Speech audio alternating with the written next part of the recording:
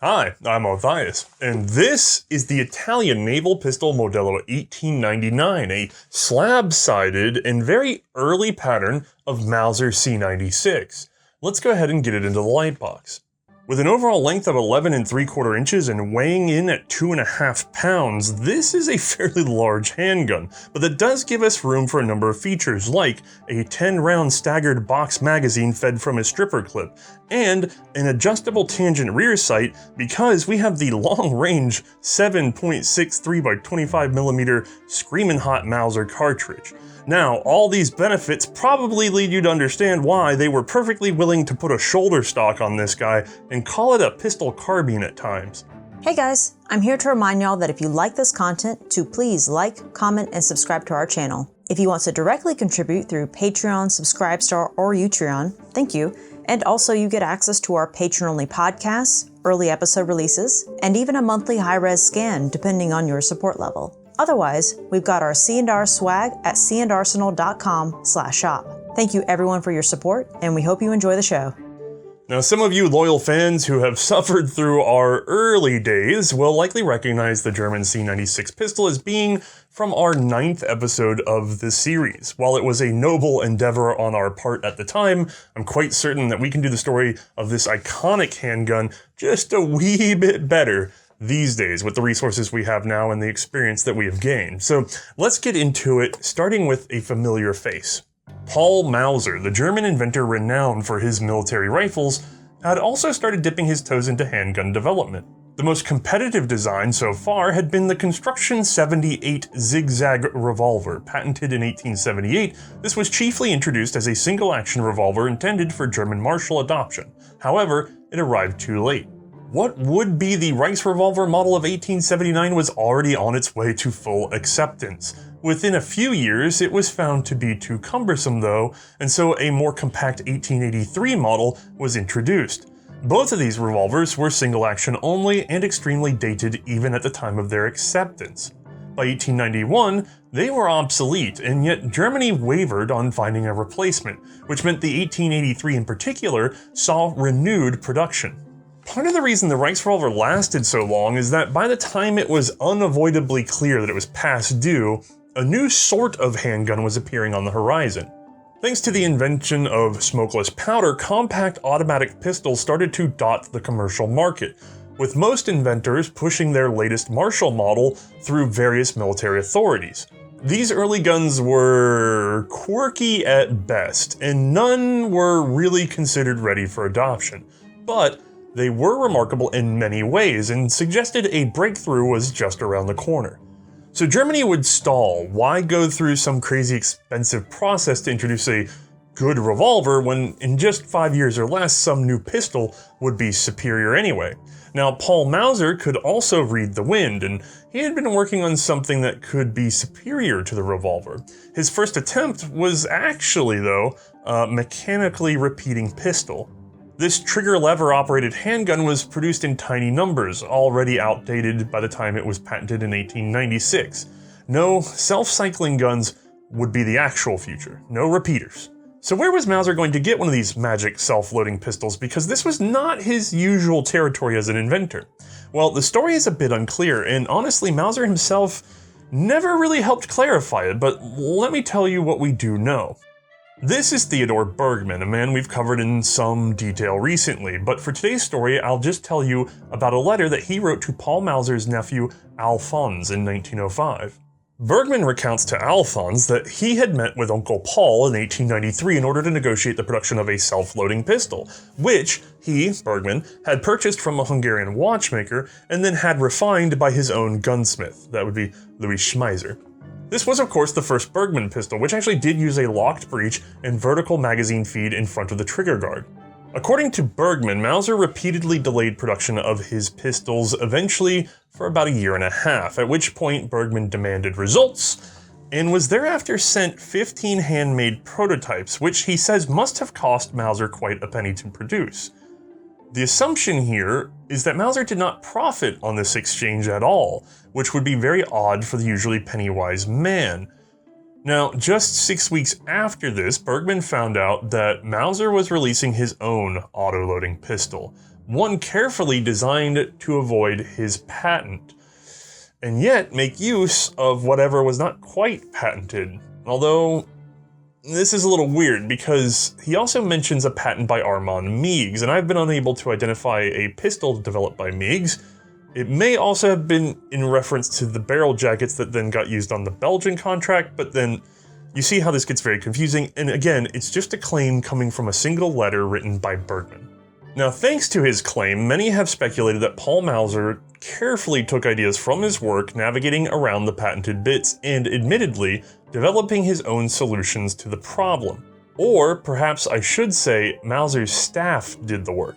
This is Fidel Federley, one of 3 Federley brothers. I've actually heard he's the middle child, but he was effectively Paul Mauser's right-hand man.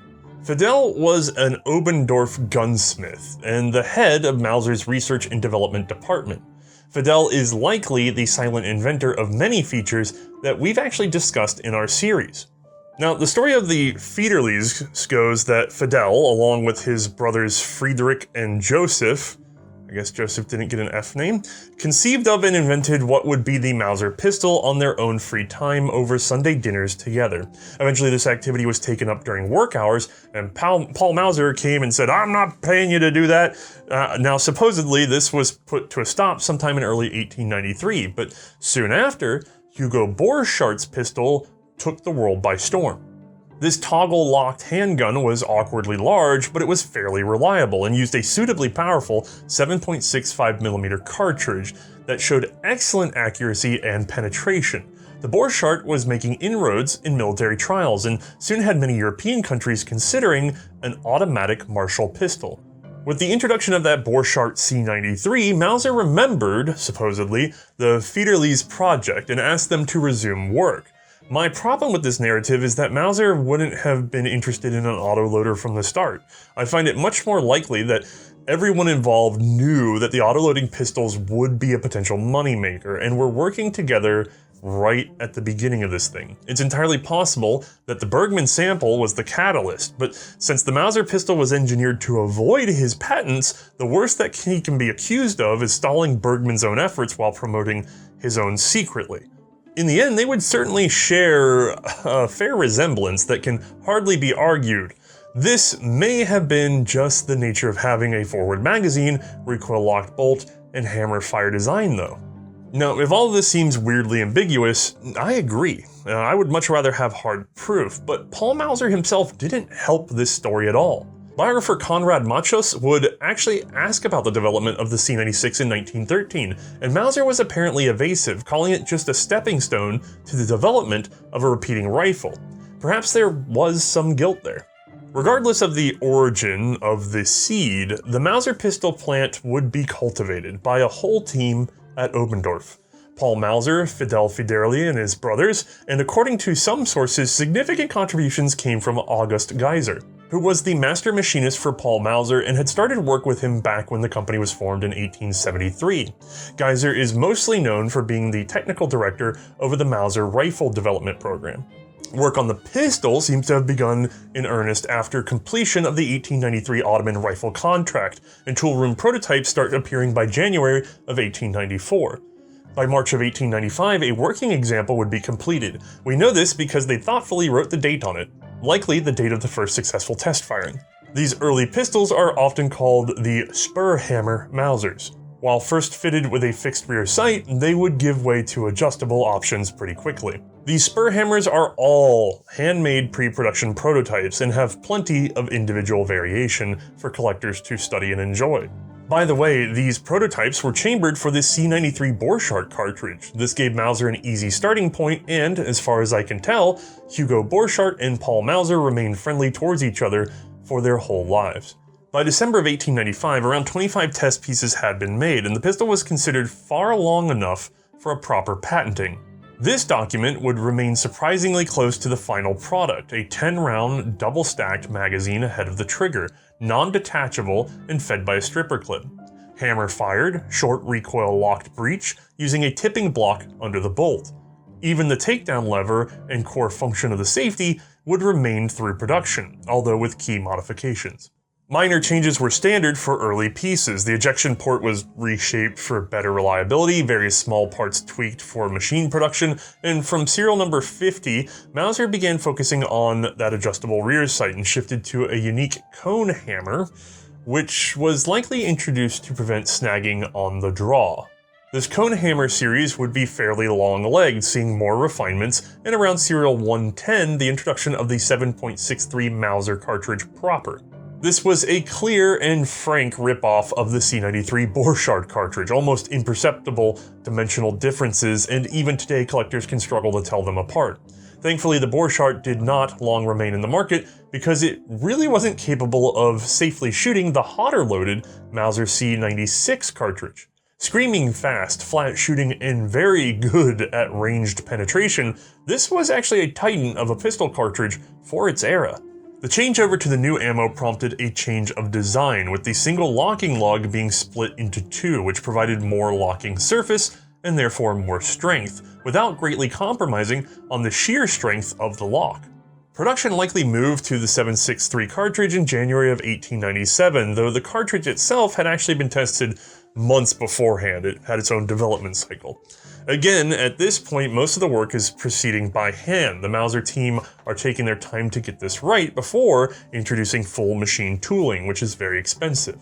The core of their work was a 10-shot magazine pistol with adjustable sight, which by the way was fitted with a detachable shoulder stock in order to make the most use of that fast and flat shooting cartridge.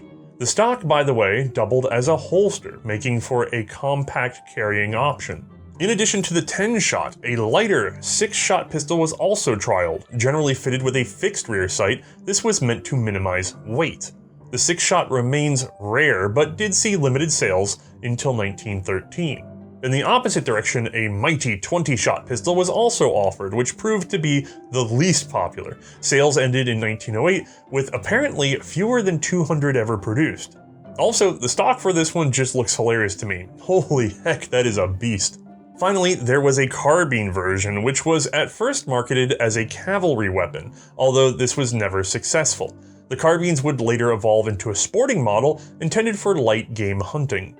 While all this development was going on, Paul Mauser and company were marketing the pistol as hard as they could with the German government, and that story, along with a feud with Georg Luger, will be explained in our second episode on this particular pistol. For today, however, I'd like to really get into the first foreign contracts and really draw a line between the pre-war and later fully commercialized / wartime C96 pistols.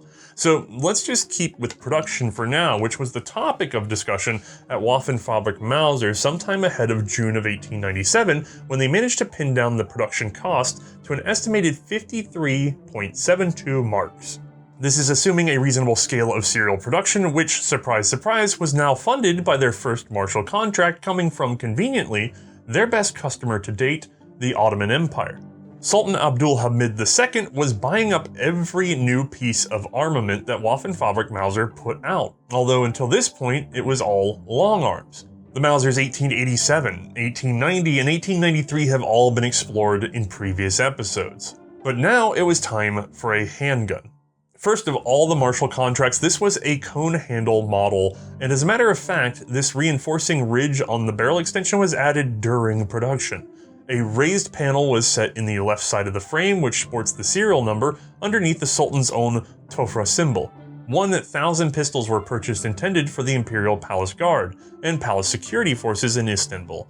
These were delivered in December of 1897. The Ottoman C96s would mostly remain in storage, as the more modern arms were always kept near the palace. That is, of course, until the Constitutional Revolution of 1908, following which they would spread into wider service with various military and police officers. At least one was captured from an infantry officer in 1917, so we know that those C96s were still in scattered use by the Ottoman Empire during World War I. With most of the core machines rolling, although still using a lot of hand fitting, Mauser could now market the new pistol wider, hoping to keep the factory actually humming. Sales agents were established, and several proved to be atop of lucrative markets. Wesley Richards in England, Lengerke and Detmold in the US, and Tillmans and Company in Russia. I have also seen pistols sold through Saint-Étienne in France, along with other minor importers throughout the world. proper serial production began at number 2001, which established a pattern for the C96. Whenever a contract was let out to a foreign power, they would receive their guns in a unique serial block, 1 through 1000 for the Ottomans. This number would then be added to the commercial line, creating gaps in the numbers. So you have 1 to 1000, the Ottoman contract, which means no commercial models in there, and then 2001 for commercial production. This made the highest known serial number at any moment a bit more of an honest reflection of how many pieces had actually been made overall. Also in 1897, German General Major Richard Willey would write a booklet detailing the Mauser pistol, not just in terms of features and operations, but also an analysis of the cartridge's performance, including ranged accuracy and penetration. Willey's booklet was picked up as an article in quite a few military publications and was translated fairly widely, including an article in the Italian publication Rivista di Artiglieria. One reader happened to be an Italian rear admiral who had the Naval Ministry reach out to Oberndorf for any and all technical data available. Mauser's director, Otto Schmid, alerted their Italian agent, who was Felice Grondona, and sent back a cordial reply offering to arrange a demonstration. It's worth mentioning that at this point, the sales price of a C96 was 75 marks, and the total cost of 1,000 rounds of ammunition on stripper clips would be 72 marks, though this price was of course capable of being reduced in the case of larger orders. An appointment was made for October 17th of 1897, where Grondona demonstrated a 10-shot pistol with stock and holster. They fired 86 rounds in total. During this first demonstration, one of the generals present, and I'm not sure who, had some difficulty cocking that cone hammer. This will come back around in just a bit. Otherwise, the testing went very well, and the gun, along with extra ammunition, was left with the Italian Rear Admiral Grillo, who took it to La Spezia for further investigation. 1 month later, in November of 1897, the Naval Ministry again contacted Grondona. They would like another pistol, and they wanted a change made. They provided the following drawing from their technical department: a narrow, round-headed replacement hammer, taller and easier to use. It also blocked the sight picture on a decocked pistol. Along with this request for a custom pistol, they also asked about bulk pricing. After further communication, it was found the Navy was not sure how many pistols it needed, so it asked for pricing for 500, 1,000, and then 2,000 unit orders. Mauser, in turn, would send along the completed modified handgun in December. Thanks to its customs department mix-ups, Italy's pistol would actually be returned to Germany and had to be reshipped. It's also worth mentioning Oberndorf's agent also made it clear at this point that the C96 pistols would not have 100% interchangeable parts with each other. Starting in January of 1898, the C96 would begin competing against the Borchardt, Mannlicher, and, as something of a control, the U.S. Colt New Navy revolver, which had been provided by American naval officer Albert Parker Niblich. The Borchardt would eventually be eliminated for its complexity. The Colt wasn't considered any better than the existing Chamlot Baudino. What? And the Mannlicher appears to have arrived somewhat later, obviously failing to impress, as it was declared too complicated and too sensitive, just like the Borchardt. At this point, now sometime around March of 1898, Italian officials were satisfied that the C96 would be acceptable for naval officers. Now they just needed to test it with troops, because they were hoping that the C96 would actually be something of a workhorse for them. Presently, they were debating between either a revolver or a short rifle for their torpedo boat crews, along with other specialty troops. The stock C96, with its powerful pistol cartridge, could serve as a sort of in-between option. Honestly, I'm expecting you guys to have a lot of arguments about PDWs and the C96 in the comments about this one. However, testing along these lines actually went pretty well. Italian experiments found that the 7.63 Mauser cartridge, when fired at a distance of 1,000 meters into a 60mm thick fur plank, still managed 25 millimeters of penetration. Dang. By the end of April, Admiral Grillo wrote his final report on the individual testing. This only concerns centered on accuracy issues at greater than 600 meters. There was also mention of a building up of unburnt powder, but otherwise the pistol was in excellent shape, and these were quite minor issues. Now, the Italian Navy began an internal process, one that combined sort of the accounting and budgeting and an overall decision of just how many troops to arm with these pistols, and that starts to drag things on. And while all that's going on, the C96 was again entering competition into Switzerland. Unfortunately, we know it would ultimately lose to the newly developed Luger pistol, but that's a story we intend to clean up another day. Just know that during this process, the C96 Takedown was simplified to better appeal to the Swiss Commission. The old method involved a dovetailed plate set behind the firing pin in the breech block.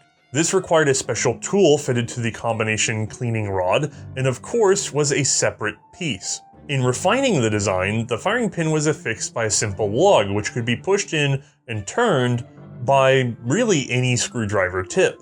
Although one again was fitted to the tip of a combination cleaning rod, okay? Another simplification was made to the trigger group, which was frankly overdone before this point. I'm unsure if it was at the behest of the Swiss or the Italians though, but the new pattern was a significant improvement. Now while the Italians were making up their minds on that front, contract negotiations were flying, because Mauser asserted that the new hammer would only be profitable if they made 10,000 units. They were, however, willing to share that cost with Italy, taking on 5,000 for commercial sale if Italy would agree to 5,000 pistols of purchase power. The same problem of scale surrounded simplifying the cleaning rod multi-tool. The Naval Ministry wasn't interested in a sort of fancy hook that folded into the grip, which was used to further strip the lockwork. The sales pressure from Obendorf seems to have worked, because in the end the Italians would decide to go all out, attempting to replace their service revolvers in total, and even a number of rifles actually, with the C96. Torpedoers, naval artillery, various deck crew, mine layers, and more are getting the pistol.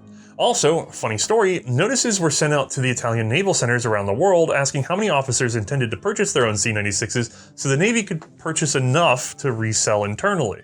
Because of the steep pricing and lack of experience with autoloaders, the vast majority declined the offer, so there was no special officer's contract let out at all.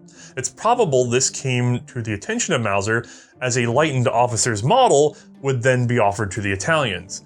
This was a 6-shot pattern, fixed rear sight, shorter barrel, and unique, narrowly curved gripped pistol. The Italian officers still weren't all that interested, and that grip kinda gave up the cool stock feature, so this concept would be retired, at least for a time. Returning to the Italian standard model, they would need 5,000 10-shot Mauser pistols, each equipped with a holster stock, 10 dummy cartridges on a stripper clip, and the simplified cleaning rod, which in the end cost them 67.5 marks each. 1 million cartridges would be required, priced at 61 marks per 1,000 rounds. These matters took months to negotiate, with some stickiness around the matter of licenses for domestic manufacture of both the pistol and the cartridges. The short story is only the latter would eventually materialize. But Italy had to guarantee purchases of at least 100,000 cartridges annually over the next 5 years from the Mauser company. Also, 400 leather holsters would be included for officer-issued pistols who did not want stocks. All this was finally put to ink in November of 1898, with a total cost of 398,500 marks. Since the pistol wouldn't be ready for issue until the next calendar year, it became the Modello 1899 in Italian naval service. That's the pistol that I happen to have here, so let's go ahead and get a closer look. Ta-da! An Italian naval model pistol of 1899, which is also, at its core, a C96 of a very particular type. So, let's talk about it being a C96 first. Number one, here is the Broom handle grip. That's where this thing gets its nickname, from this wood grip with its unusual shape, and that reminds people of broom handles. This one has an earlier sort of looser serrated, wider serrated pattern, and a split ring lanyard loop. Now, these grips are set on either side of a frame extension, just like a revolver, really. In this sort of central section here, we have our lockwork down inside, and then this guy, sort of forward of the trigger, that being the trigger, we have a 10-round staggered magazine that is fixed in place. We have a removable floor plate underneath, I'll show you that in a second, and then it's fed from the top. Now, we have a barrel with extension that is all a recoiling element that goes a very short distance before it unlocks the breech. As a matter of fact, it's that short. Here, let me get this back so I can really show you. Just that much. That's really it. It's not a lot. And then from there, the breech is ready to roll. And then, in order to load this thing, we would use a stripper clip. This is a 10-rounder here. And we would feed it in through the top. So actually, let me get you a better view of that. There we go, much better. We can see our bolt, we can see our extractor sitting out of a very large ejection port. We have our rear sight, which is graduated in hundreds of meters, up from 1 to 1000. It's 1,000. And then we have the back of our bolt / breech block, which we can grab a hold of to open this thing up. And it is very stiff at first. And then it punches on open. So, we have nice deep contours for our thumb. We have these two little notches, one on either side, in order to fit a stripper clip. Let me get you a better view of that. One of these guys will actually line up in here, and then you will strip your 10 rounds in with your thumb. Now these are live, so I don't want to do that, but I do want to make a point. So I'm gonna take this empty one, and I'm gonna go ahead and fit this in here. There we go. And we'll get up to the upper camera again. Once the first round makes it into the magazine, this follower is no longer going to be blocking the bolt, and so it's going to be retained exclusively by the stripper clip. Actually, it's kind of hard to, there we go. Push that down. So that click you heard is now the bolt resting on the stripper clip. It's very hard to load one of these guns actually without a stripper clip, because the first round you put in there, it's going to try to bite off your thumb. When we remove the stripper clip after having loaded 10 rounds, we're going to see, oh yeah, that's terrifying. But the gun is now ready for action. It's a single action only hammer, and then our safety kicks in from there. In this case being the early one, we actually have a very short throw. So this is safe. I've just pushed it down. Sorry if it's a little hard to see. And it cammed the hammer back slightly. And then if I push it up, it's ready for fire. So again, safe. Watch the hammer if you can behind my thumb. And then fire. A little bit difficult to see, but you get the idea. It's very stiff, and it's textured on one side to especially help with that push. I find it to be a little difficult to do one-handed. Not impossible, but not the ideal safety, because you still have to break your grip in order to use it. Now, the hammer, while we're up here and looking at it, is specific to the Italians, but it would be spread into commercial production. This is the large ring hammer. It no longer has the cones, and it blocks the view of the rear sight when the hammer is down. So if I were to drop that, you can see that it sticks up prouder than the rear sight, so you cannot see it whenever the gun is not ready to fire. By the way, the safety does work in the hammer down position, and therefore cams it back so that it cannot reach the firing pin. It actually serves as a block, and then when you let it down, boy does it smack right on top of that thing, and a good whack and you might be in trouble. So I highly recommend, if you have one of these in the holster, make sure that that safety's on with that hammer down. By the way, it won't fit in the included holster with the hammer back. Talk more about that a little bit later in the show. Now, other than the hammer, what really makes this gun Italian is the slab side, just the completely flat nature of it. I've been unable to find any documentation as to exactly why the Italians made this decision. However, I do believe it has a lot to do with them being a naval adoption. Because if you think about it, the fewer unnecessary contours on the gun, the easier it is to keep it clean and free of the particular kind of rust that you're going to find when you're out at sea. I mean, salt air is no good for a pistol. And I mean, I'm amazed that they still have these little guys going on. Also, theoretically, it adds to the weight of the gun, the rigidity of the gun. There's a number of potential benefits to having it be slab-sided, but they're also minor that I think in the end, it was probably cost savings from the metal time of sitting, or the production time of sitting there and milling into the metal and making those extra strokes. It gets another couple pennies off the cost of the production of the pistol. Slab sides would also be sold commercially, again, probably because of overproduction for the Italian contract, or even possibly rejected frames, around the time and just after the Italian naval contract. So the large ring hammers and slab sides, you can find them milled with a large ring. You know, they don't have to be paired together in the commercial sense, but for an Italian contract, you have to have both of these features for it to be a quote-unquote correct gun. Now, another major feature of the C96, and in particular the Italian 1899s, is the fact that it has a groove in the back of the grip frame in order to accept a shoulder stock, which allows this to be both a pistol and a sort of light carbine. Now, the example I have here is actually a reproduction. A very good one, but still a reproduction. And as a matter of fact, most of the ones you encounter probably will be reproductions in the market, because these are not the strongest pieces of wood that you could possibly find, just by the very nature of how it's designed, with a large opening at one end held by a push button. This can get damaged. This especially is very thin-walled. Let me get you a better shot of that.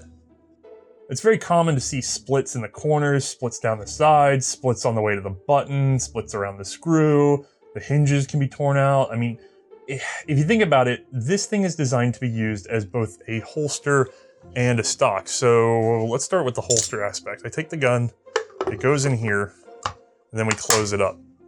Now with the gun in there, that's fairly rigid, but there's still an air gap between the gun and the inside of the holster in places, and those tend to be where the dings and dangs really start to kick in, because this is secured around, well, in the Italian setting, it's secured around a sash that is then sort of resting on your hip area, but in a lot of armies, these were serving with regular holster attachments that went right on your belt. And so you can actually tell a military version from a civilian, supposedly, by the inclusion of this little loop right here. This is the military style, and all the civilians would not have that because they were not expected to be worn on the hip at all times. Now, in the context of carrying this around with a hardwood, holster, it's going to get beat up, it's going to get pressed against things, it's going to get crushed, and it's going to start cracking. And it's exceedingly common with just about every army that I can find that fielded one of these to find them with a steel band, just a flat steel piece of metal wrapped all the way around and nailed or screwed into the stock in order to give it to some yoke to hold it together. I've seen certainly examples with Austrian matched guns. I've seen it with Italian supposedly matched guns. They vary on where they're placed, but it seems the most common solution was to just go ahead and put a strap around it of light steel. Or just replace the dang thing or toss it out because they broke constantly. Now, let's talk about it as a stock. Let me get the gun out. Oh, by the way, this is, you can tell this one is incorrect for this gun because of the way these two holes are set. This one is actually a reproduction for a later model that would have had a wider swoop of safety. We'll talk about that another time. And then I actually had to cut this notch for the large ring hammer. If you find one that has a much more shallow notch just here, not this other one, and it has this cutout already in place, that's probably one for a large ring hammer gun. I'm not going to get into all the patterns of these, but just reading the lid of one of these stocks can tell you a lot about which one it was designed for. It's something you could look up if you actually own one and you're curious. Now, as a stock, like I said, all you have to do, and excuse the fact that this still has machining fluid on it, I've actually had to hand foot this new reproduction to this gun. What you do is you just line up and push in. It'll flex the little lock tab out of your way for you until it snaps into place. So I'm just gonna keep pushing until I get a click. And then we're locked together. Generally, there's a fair bit of slop. I'm not entirely sure why the dimensions result in that, but even hand fitting this one, it had some slop. And it's just the way it is. It doesn't seem to affect shooting too much at all, having just a little lateral play. This particular stock now turns us into a pistol grip style carbine with a fairly high comb. It works out pretty well, especially in conjunction with the very large and visible adjustable tangent leaf rear sight. Now, to get the stock back off is often a challenge for some people who have shoved it on there without cleaning out that groove, but you thumb this latch back and pull her down. And if it's properly fitted and you've cleaned everything inside before attaching it, guys, seriously, scrub this groove before you shove a repro stock on there. You're gonna have a nightmare time. Then she should slide right on back out. Now, I do not have the Italian leather rig that would have gone with this setup. I wish I could have reproduced one. I do technically have what I believe is the document for it. So if anybody out there is a leather worker that would like to try that project, just let me know. And I'm sure if you email me, I can get you a copy of at least what I do know of that particular leather assembly. Returning to our pistol, if we look at the rear, we have a tab here, and underneath, we have a button. And these are how we're going to take apart this particular pistol. Now, the button is designed to be used with a bullet. However, I've found that as they get older, this is kind of works. You see, I got it started, but I generally don't have enough force for the bullet to see this all the way through. If it's really stuck, I recommend getting a soft plastic punch and taking your time. But if it's just a little stiff, I've found that I can use the corner of a stripper clip if I'm careful. Now, you don't want to scratch up the gun, so you don't want to be dragging it around in there. You just want to get a little tension and a little extra effort into driving it forward. Yeah, I don't think that bullet would have done me any favors this time. There we go. Popped her loose. And I've got my follower spring and my follower. There we go. Now, let's get into the upper end of this gun though, because we're going to take apart some of this assembly up here next. This is the back end of our firing pin, and you notice it's slotted. And this is not a squared up slot, it's actually rounded in the base, which is why when I normally would reach for a hollow ground screwdriver, I actually really prefer to have a takedown tool for a C96. Now this is all based off the Italian design. You still see these all the way through the German models. They'll continue to be standard. Before this, they had extra bells and whistles that are now gone. And instead, we just have our serrations up front for working our patch. We have a rounded tip screwdriver shape at the very front end, which we'll see used in a moment. And that's it. So very simple device. And yet, having that rounded tip makes this a lot easier, I think. So if you go looking for a reproduction cleaning rod, go ahead and make sure that it has the round tip. Those are the ones that really help, because we're just gonna push in on this guy and we're gonna turn a quarter turn clockwise once we reach the bottom. And there we go. Our innie has become an outie. And I'll just go ahead and pull that loose. As we come out, we're going to see that we have a spring for resetting that firing pin right at the front. And interestingly, and perhaps uniquely to a lot of guns, this guy is actually, I mean, he's milled into a coil, or there's a coil shape milled into the front of the firing pin that matches that spring almost perfectly, and they have been like fit together. Separating these two is a nightmare and completely unnecessary unless you actually have a broken spring. So I would not recommend trying to screw these off. A lot of the ones I've seen have gotten loose from people playing with them, and you can do it. So if yours is loose enough to check it out, it's kind of a cool shape, but this one looks nice, so I'm gonna leave it as is. Next up, we'll be removing this particular block. This is a lot like our Bergman episode where the rear sight was coming in and it was holding the recoil spring. Well, this isn't attached to the rear sight, but it's the same idea. It's sticking in there and it's holding the recoil spring, pushing the bolt forward. So when we pull this out, we're gonna have a spring try to shoot out the back. Now, don't be too afraid of it because you're gonna wanna put your thumb back here so it can't get away. There's actually some textured grooves on the inside here that you can grab in order to push forward and pull the back end out, which is what I'm going to do. And then I'm gonna pull the back end out. And I'm gonna support the front. And it should, there we go. Now I can already feel I've got a little bit of a kink in there. So I'm just going to take my tool and I'm just gonna gently tug on that spring because I can feel it snagged a bit. There we go. And you can see it sticking out the rear. So now I'm gonna be able to get a hold of that and pull her out. So this one didn't go flying because I can already feel she's got a little bit of a bind somewhere. There we go, that freed it. And I am out. From there, I'm able to actually go ahead and withdraw my breech block. So if I pop the barrel and extension back just a bit so that she unlocks, she comes free, she'll strike the hammer, so I gotta get the hammer out of my way. She'll strike the hammer again, so I gotta get the hammer out of my way. And then she's free. With the breech block out, you might expect that this is just gonna slide forward or back, or no, it's not gonna do any of that. We gotta do something a little weirder. We're gonna lift this tab, and most of the manuals I've seen have said to just go ahead and do it with a stripper clip. So if we get in there and push, actually I believe the hammer being back helps. I'm gonna get in there and push. There we go. And then I'm just using my thumb to rock back on the entire upper assembly, and you saw I got a little motion. From there, it's just as simple as sliding this whole guy out together. And the relationship between these two parts is a little weird, because right now we're being held by the interaction of our locking block to this hammer group and then to the upper barrel extension. So in order to break that apart, you kind of have to compress and rotate, and then you get a nice awful popping sensation, and then everything comes apart. So don't be too terrified, just take it slow and steady. Now, with all that out, we've got our locking block, our whole big, I mean, basically this is the entire action in one chunk. We'll see this in the animation as to what all it's doing.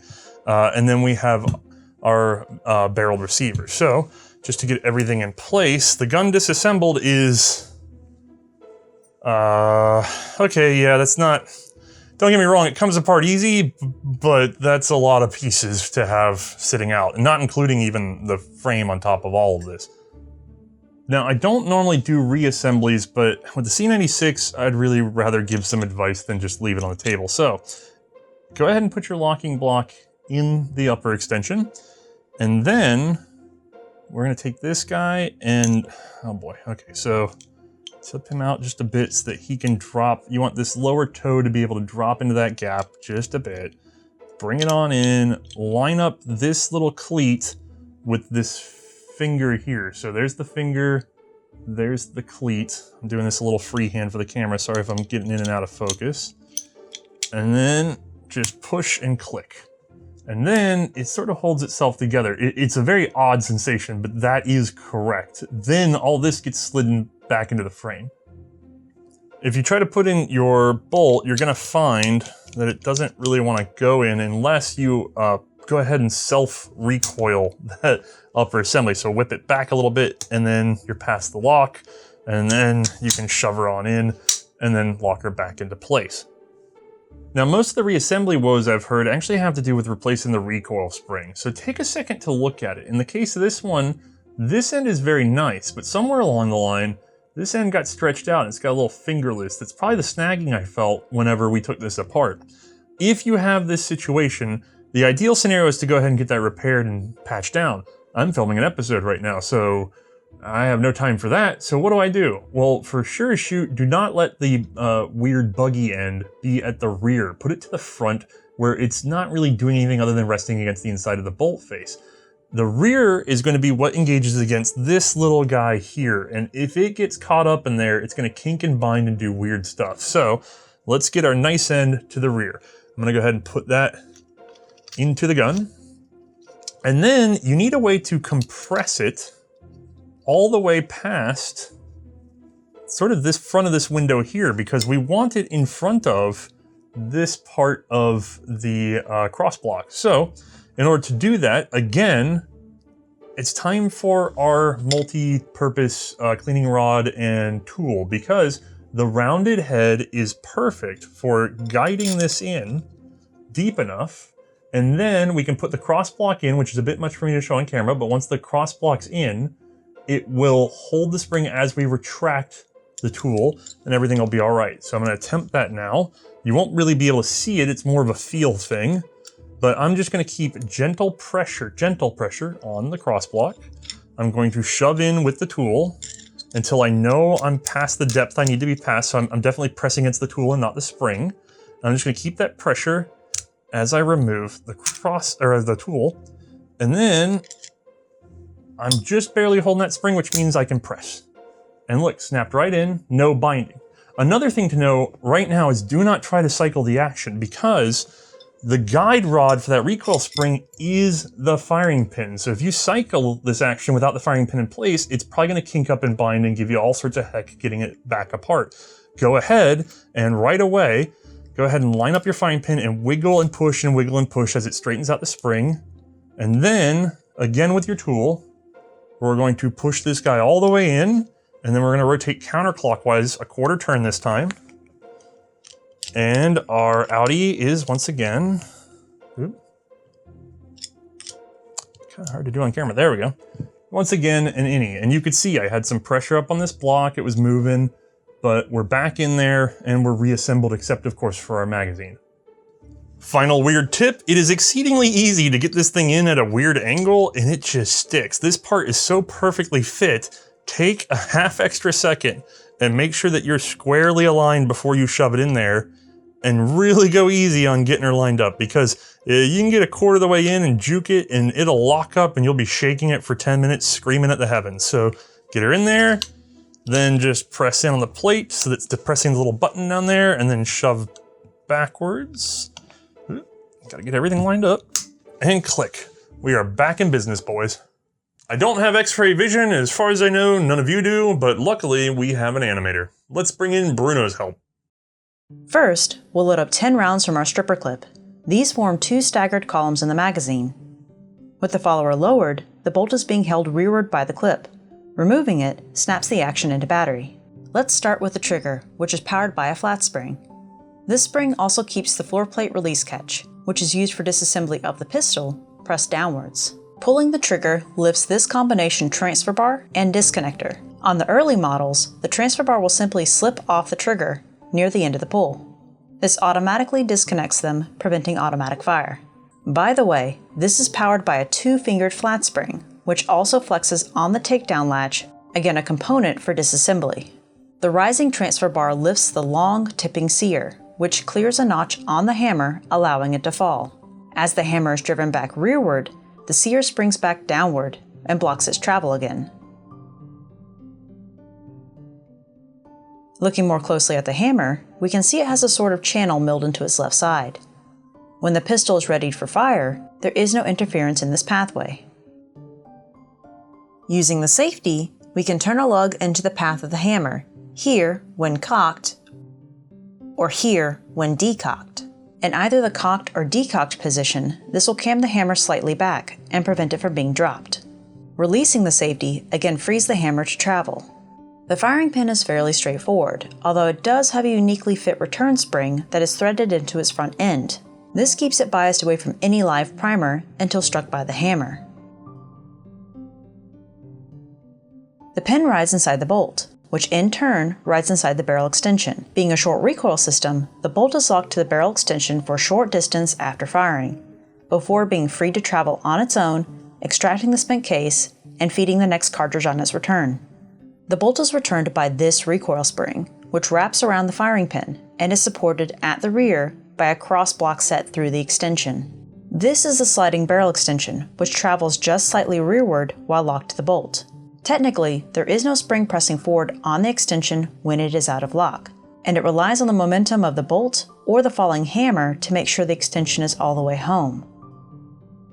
Locking is achieved with this tipping block, which is fixed to the barrel extension by a floating hinge and is held tipped upwards into 2 lugs in the underside of the bolt. When the pistol is fired, the extension travels rearward, freeing enough space for the block to drop. This then frees the bolt, unlocking the action. On the return of the bolt extension, the locking block is yanked forward and cammed back into lock. This plunger is responsible for applying spring pressure to the locking block. However, it does so indirectly, by wrapping around a sort of tilting finger extension. This rocking finger leverages against an extension at the front of the locking block, keeping firm pressure on it to bias forwards and upwards into lock. This mainspring powers our plunger, and therefore the rocker and the locking block. At its lower end, it also powers the hammer. And finally, if you watch the follower as we empty the magazine, it rises to lock the pistol open, signaling a need to reload and providing an opening for a fresh stripper clip. Okay, time to go shoot it.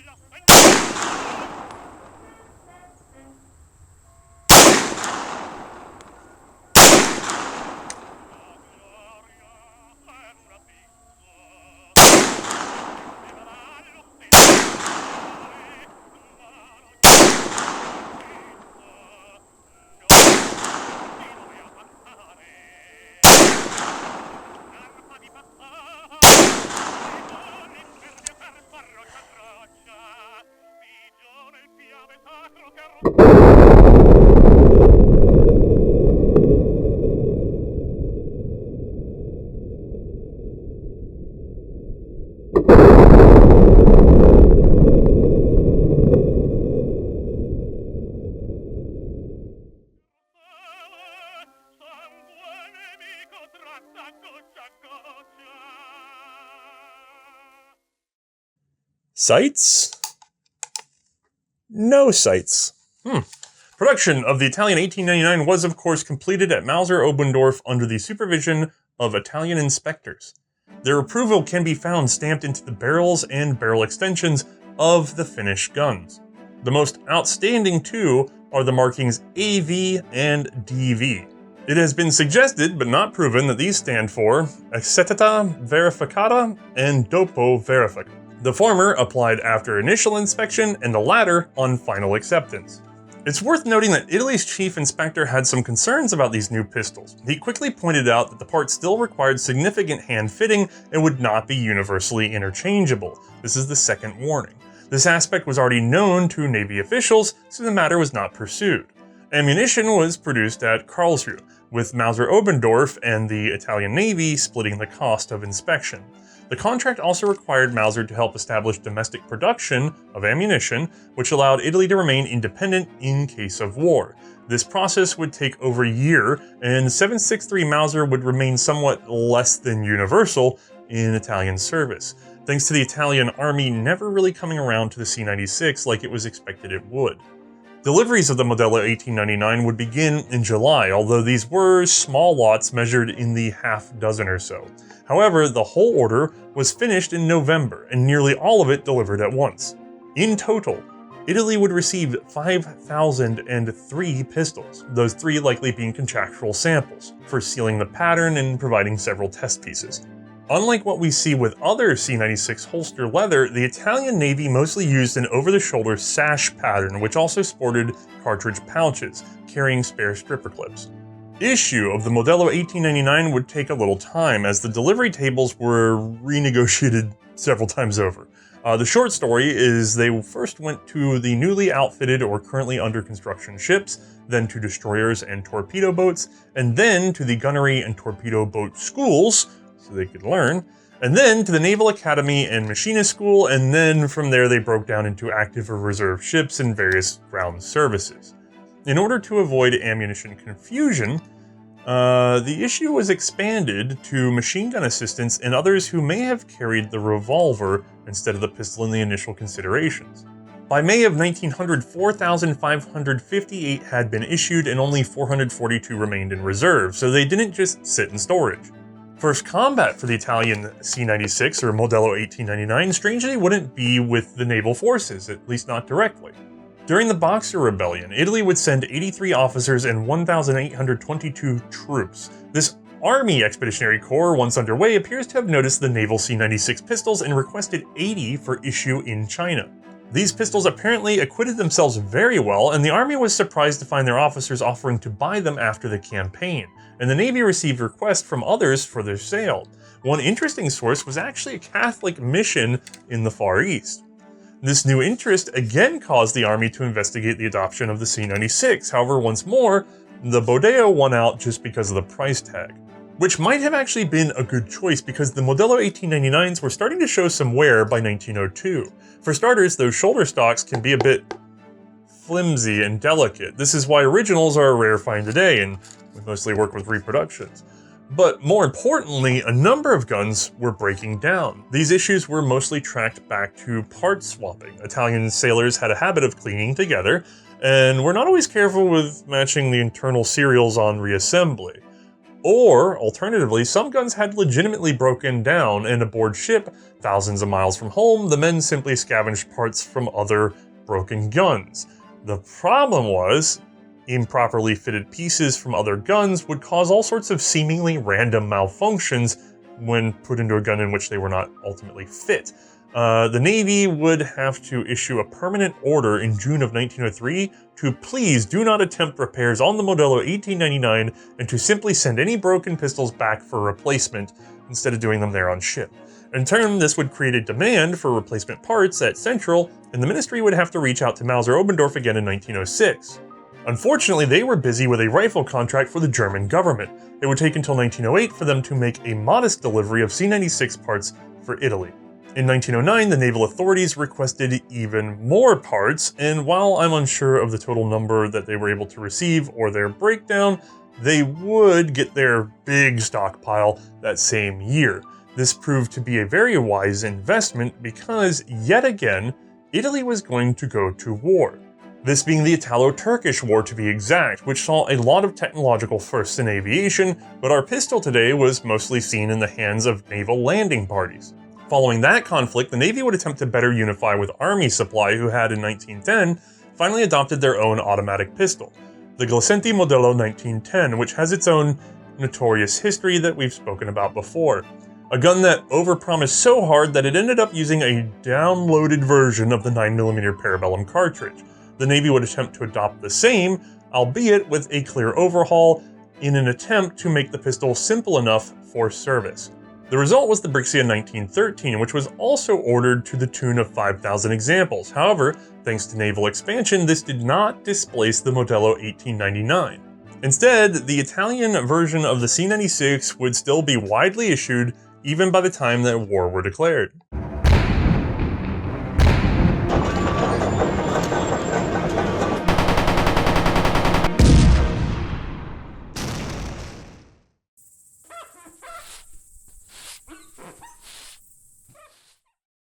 Joining the war in 1915, Italy had an interesting bit of luck. An Austrian steamship was intercepted by their naval forces in the Adriatic and was found to have 700 brand new Mauser C96 pistols in storage. These were, of course, seized immediately.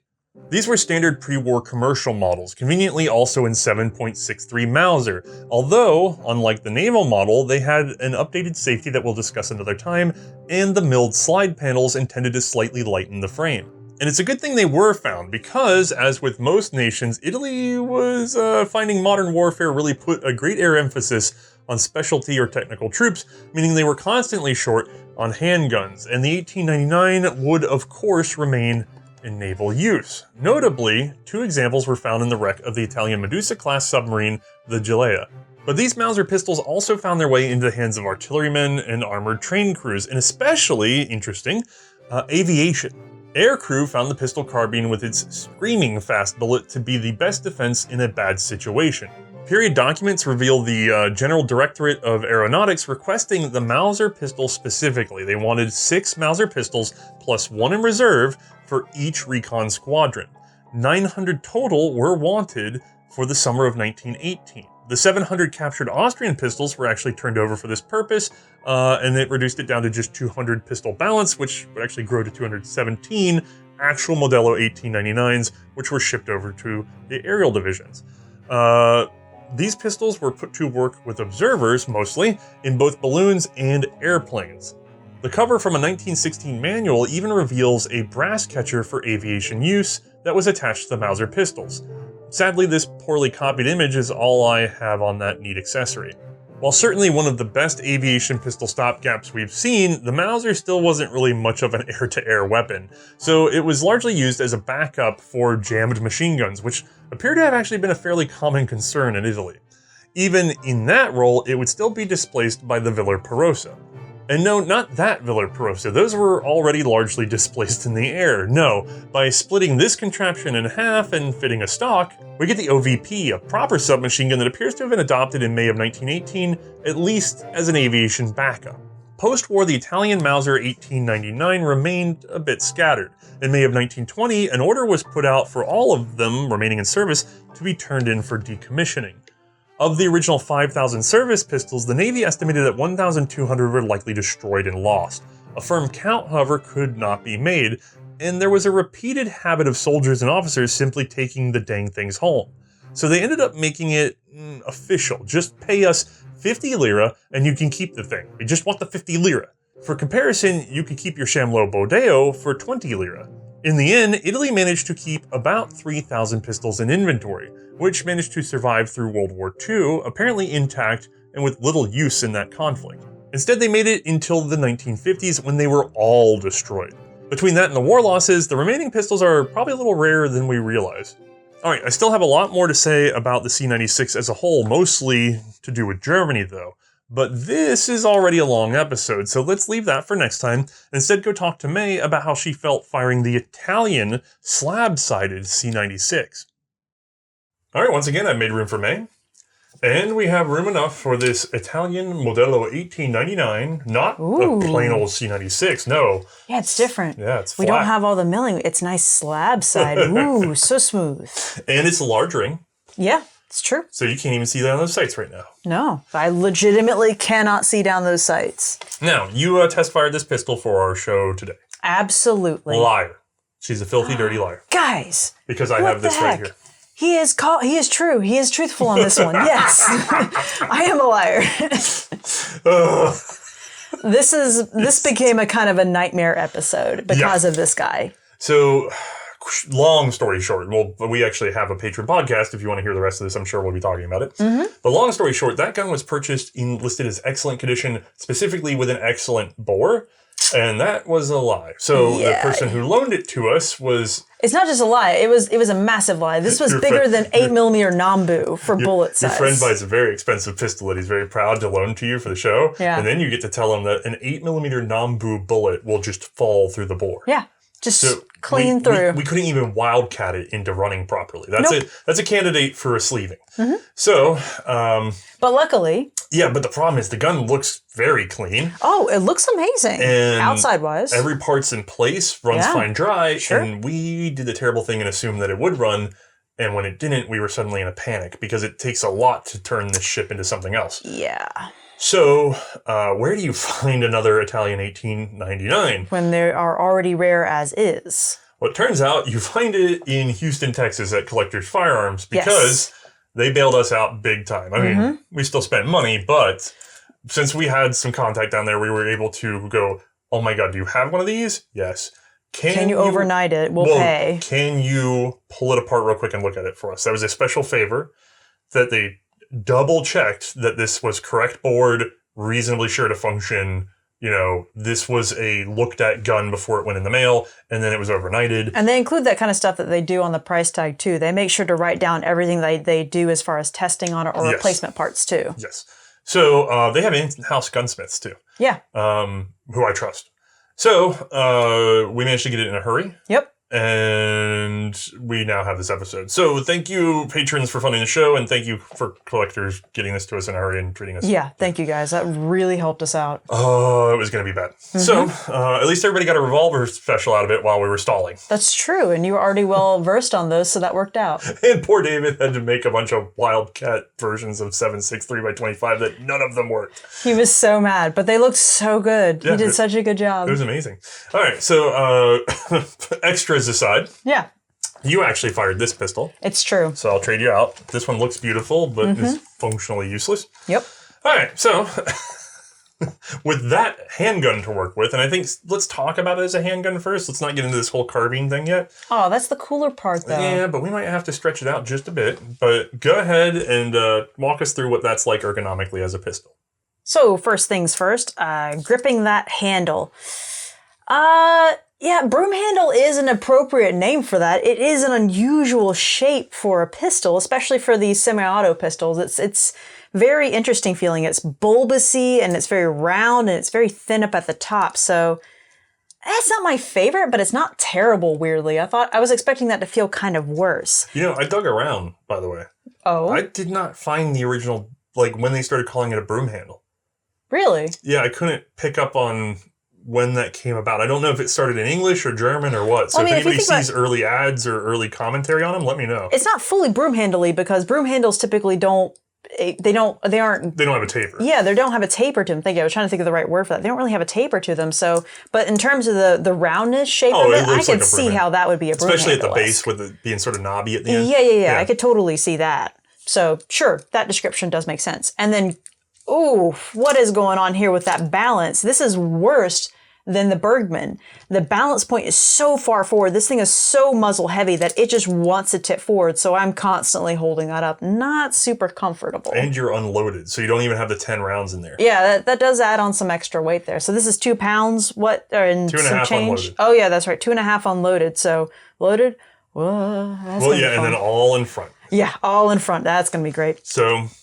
Yeah. Otherwise, ergonomics. You know, we might need to go into an interesting order with this one. Let me talk about loading on this guy. Yeah, so the C96 has a way that it wants to be used, and it informs you of that. So you're right. It's very specific. Let me give you one of these. I didn't grab any snap caps in 7.63. Surprise, surprise, they're not around. But. So, yeah, when you go to load this guy, obviously pulling the bolt back, and there's some nice serrations right here on the back side of the bolt. It sticks out just far enough that you get a good grip on it, and man, do you need a good grip, because that spring is heavy, but once you get it past the point, it just snaps back. So you just got to make sure you build up that strength point and then just pull it all the way through and she'll just snap. It's just an asymptote of effort and then it comes all the way back. Oh yeah, there is no hesitation once you get past that point, which is nice. But I can't just load these in singly. And you are supposed to load it with a stripper clip, but you need this stripper clip. It is absolutely critical. Otherwise, you are going to... Hey, I've single loaded one of these. And regretted your decisions in life. Yeah, first of all, it helps to have the stock. Yes. And then you have to sit there and you hold it, the bolt back, and put one in, and try not to point it at yourself or anybody else. Mm-hmm. And the whole time you're at the indoor range, you're pointing it at the ceiling with live rounds right there. Yeah, it's real fun, guys. Not recommended for at home. No.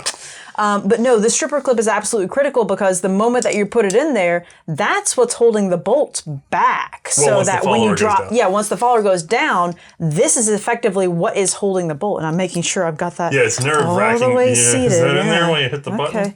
Hold on. You don't trust it? Even I don't trust it because I just don't want to have that moment, you know?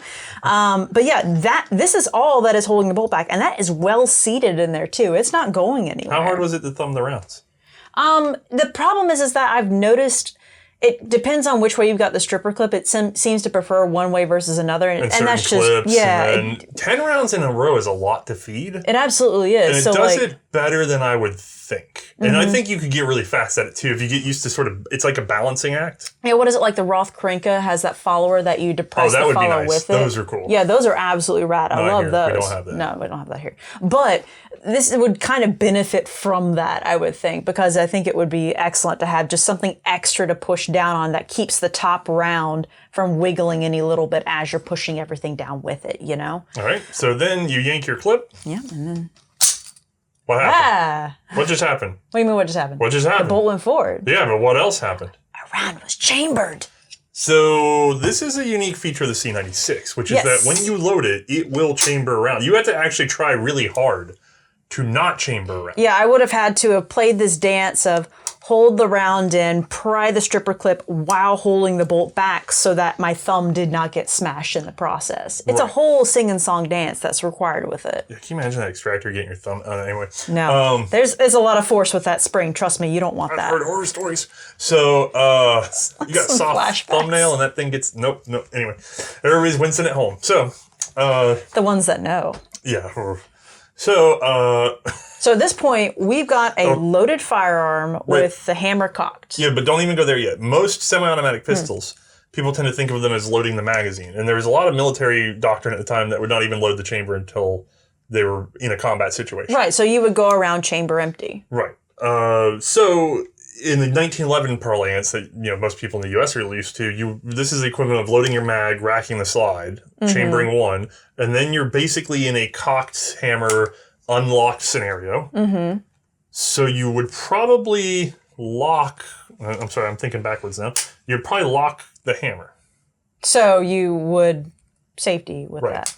Yeah, how is pretty that? Straightforward. The safety's pretty easy once you've got your thumb in position. Like, don't get me wrong, I wish it were a little more pronounced or a little further forward. That would be nice, but it's not a difficult reach back to snag it. Okay, and then, you got all that going. Mm-hmm. Now, this is your holster. Mm-hmm. Let's go ahead and put that in there. All right, yeah, let's just try it. Let's just go for it. Okay. See if this works. And then... How about that hammer? It appears that the C96 has made another decision for us. Not only does it want to be chambered, it wants to be chambered with the hammer down. Yep, and the safety's on right now, so I gotta take that off. Let me push it off. It's actually much easier to push off than it is to put on, I will say that. They've got some nice serrations right here on the bottom side of the safety. It's a little weird to me at full extension when you're out here and you're trying to do that, but it's not terrible. To be fair, if they're gonna put the serrations on one of the sides though, put it on me taking it off. That way it's easier, and plus pushing the gun out of my hand, I'd want a better grip on that. I kind of like the version of the show where we both have the gun. Yeah. That's actually really convenient. Yeah, you don't have to. We don't have to pass back and forth. Plus we need to do this more often. No, no. Okay, so at this point, I've got to put that hammer down in order to holster it. I've got to lie around the chamber. Right. So and then this particular piece, I can't just hold the hammer back. Unlike older or newer C96s. Well, next episode. Don't even give it away. Don't give it away? Just talk about this one. Okay. This may not apply to most C96s. This does not apply to, but check this out. But it's in C96. Right. Oh, I mean, it's a more C96 than this is more C96 than they are. That's the real thing. So for this one, I can't just hold the hammer back and pull the trigger. Because listen, hear that disconnect? Mm-hmm. Oh, the hammer is still back. That's because it slipped past the disconnector. There's nothing. So in other words, I can't just hold the hammer back and let it down gently. I've got to actually catch it. Which, I mean, it's not heavy or anything. It just gently catch it or pull the trigger. Okay. I just watched your whole hand go. And then I'm just going to gently let my skin out. Little pinch. Oh, okay. And hopefully that wasn't enough to detonate the live round. Yeah, and anywhere in that scenario in which my hand is here. Here, I've got a big enough hand that I can kind of do this. Okay. Right? So I'll just... Nope, I'm still... Oh, you know what? My safety's on. So I'll just... Safety works. Yep. Okay. Oh my God. And then boom.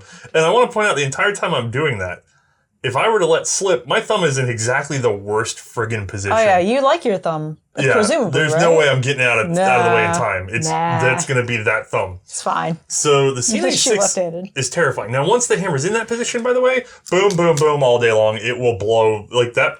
I can compress the firing pin right now. I'm feeling it. So we're going to want to put that safety back on in order to make sure it's a little bit blocked. So the hammer has to be down to go in the holster. The holster is hard, so if you joggle it, that's going to pump the hammer into it, so you have to use the safety. It's not like the moment you put this in there, it's perfectly sealed in here so that it doesn't move at all. No, it does have a little bit of motion. Yeah, think about that. The C96 has made up our mind about chambering, about having the hammer down, and about having to have the safety on, just to get it into this holster. So weird that I kind of don't like the fact that something else is making all these decisions for me.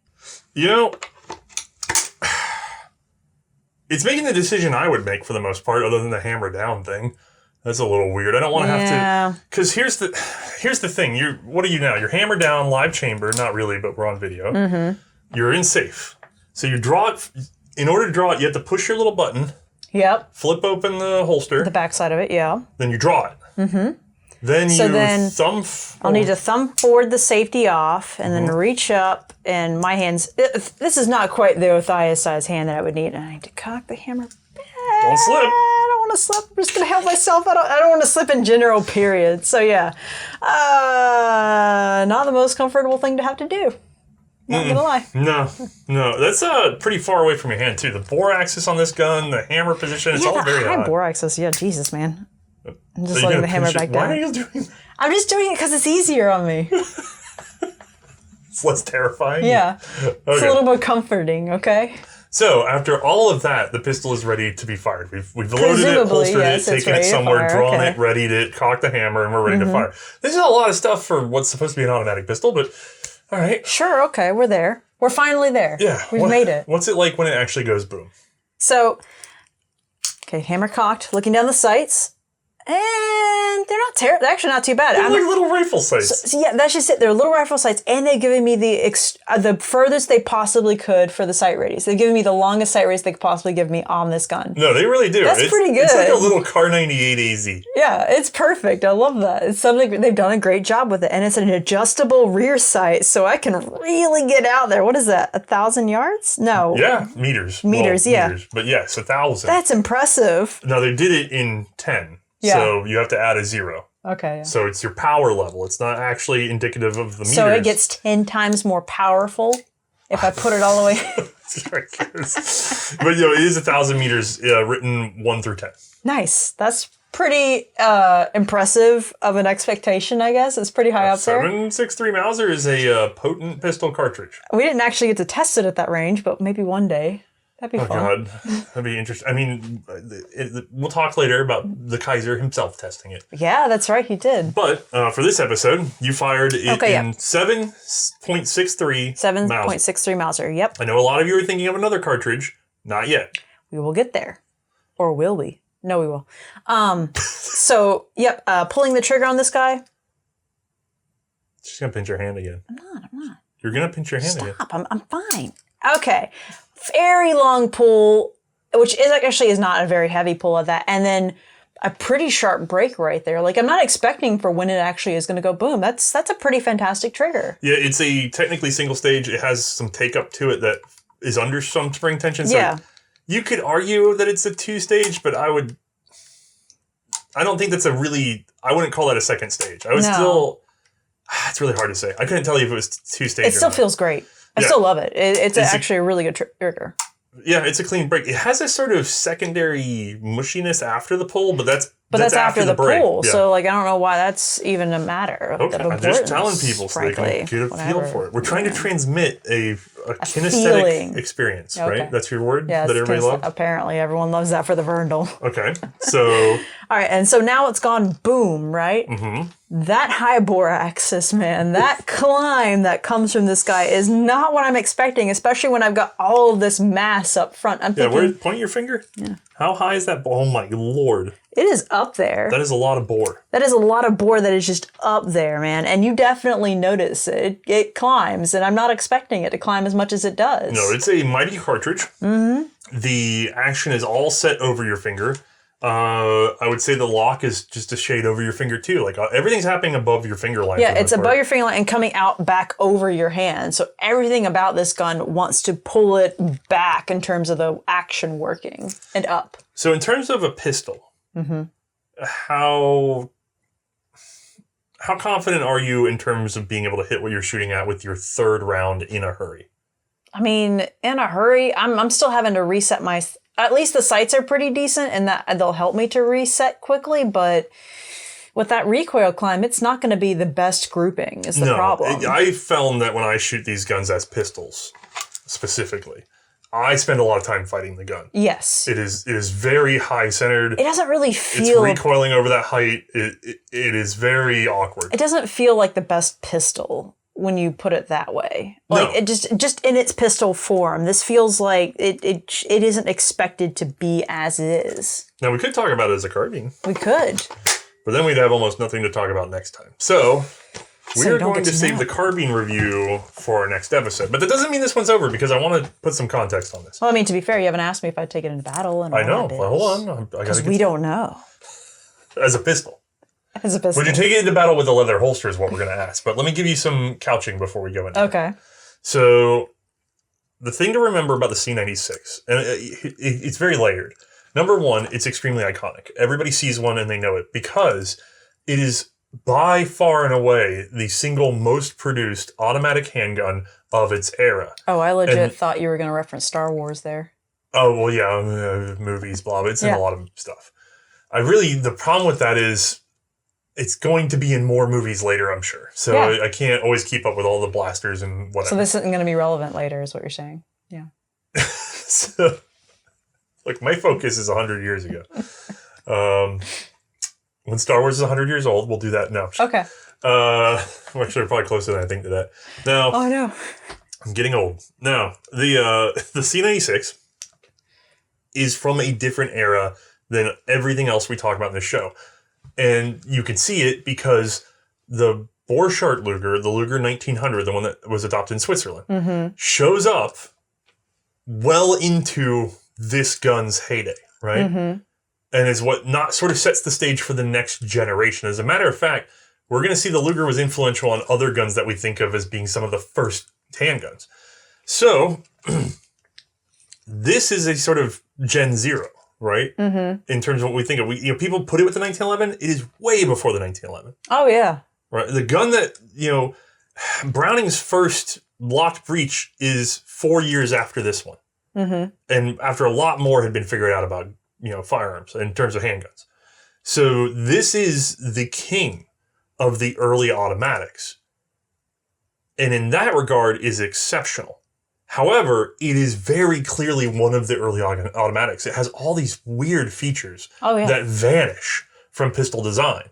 And I think that's why it stands out, because it's the most accessible of the weird early automatics. Yeah, they made a ton of them.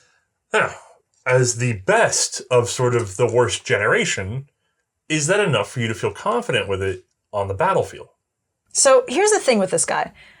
I have 10 rounds, count them, 10 rounds of 7.63 Mauser in this guy. That is a lot of ammunition for World War I. And B, a good cartridge for World War I. Actually, pretty dang good. So that's pretty fantastic on its own. And I've got some fantastic sights on this one, rifle sights practically, that it give me some long distance opportunities there. I don't know that you're going to get away with them.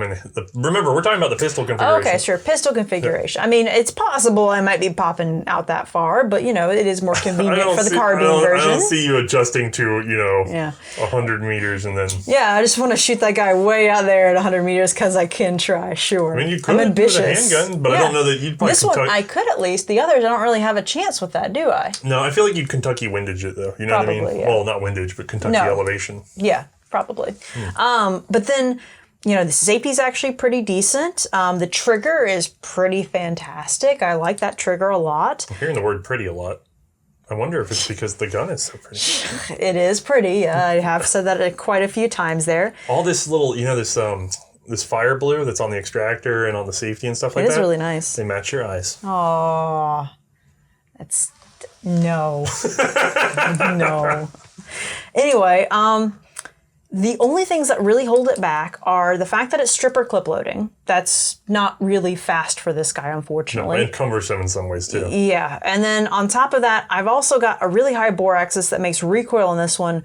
It climbs up there pretty high, and unfortunately that makes realignment in my shots slower. So in general, I'm putting shots on my target slower with this one than I would normally expect if it were mag-fed, right? Right. So it can't get like a strong yes. It's probably going to end up with a soft yes. Personally. Yeah. And the fact that I can't carry this cocked and locked. I feel like they missed an opportunity there that being able to hold that in the holster, and the fact that I have to keep the hammer forward with it. Yeah, whether you're in the leather holster or the wood holster, you got to clear the flap, you got to pull the gun, you got to clear the safety, then cock the hammer. Mm-hmm. And that's a lot. You're getting well into the range of having an empty chamber. Right. And drawing and racking the slide. Mm-hmm.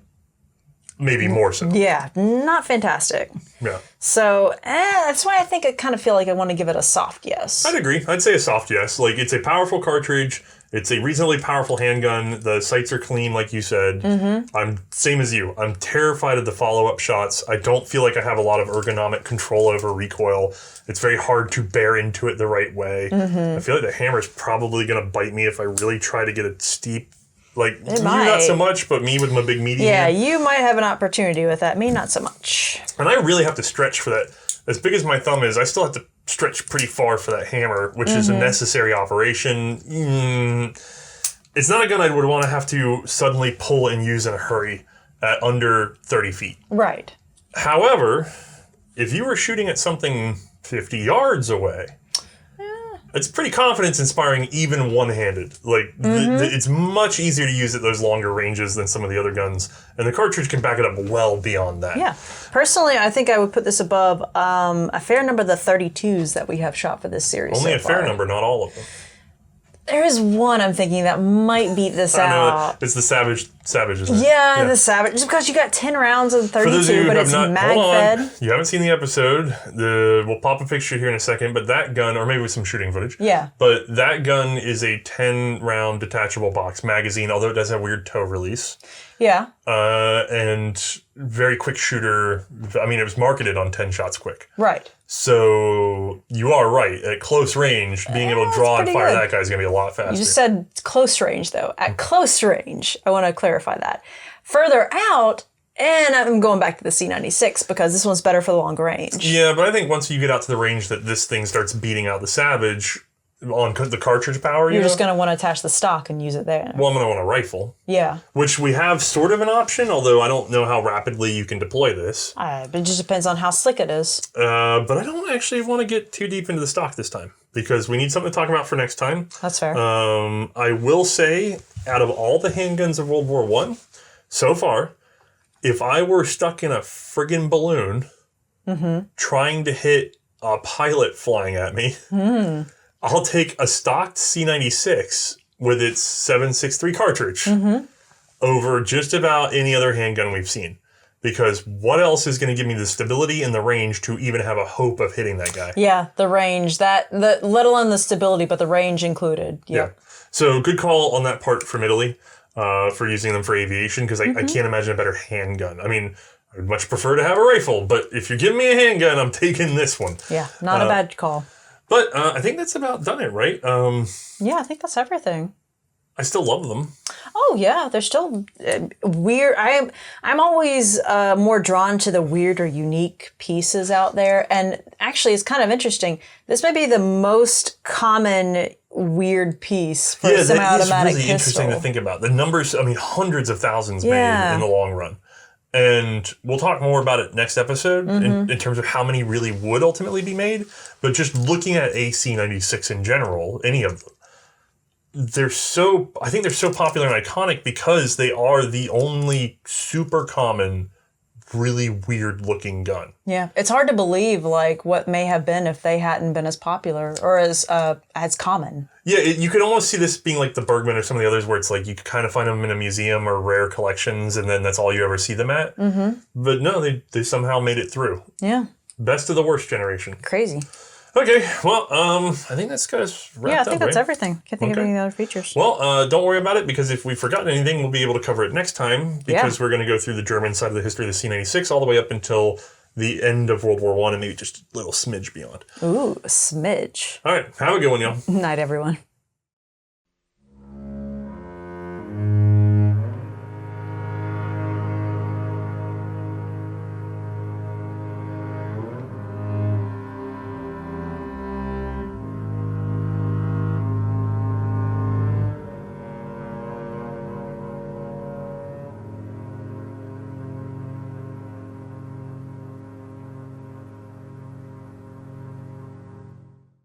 Just to let you all know, the 1911 project is greenlit. It's going to take some time to actually release, but it's on the way. More details are available on our patron-only podcast. Also, please make sure you're still subscribed to the channel as YouTube randomly removed roughly 10,000 subscribers from us over the past month, so double check that. Don't forget, you all control how much that number grows, so please share the show with other collectors. And finally, we're hoping to get back to releasing new t-shirts sometime this month, so keep your eyes peeled for a new campaign soon. Thank you all for watching.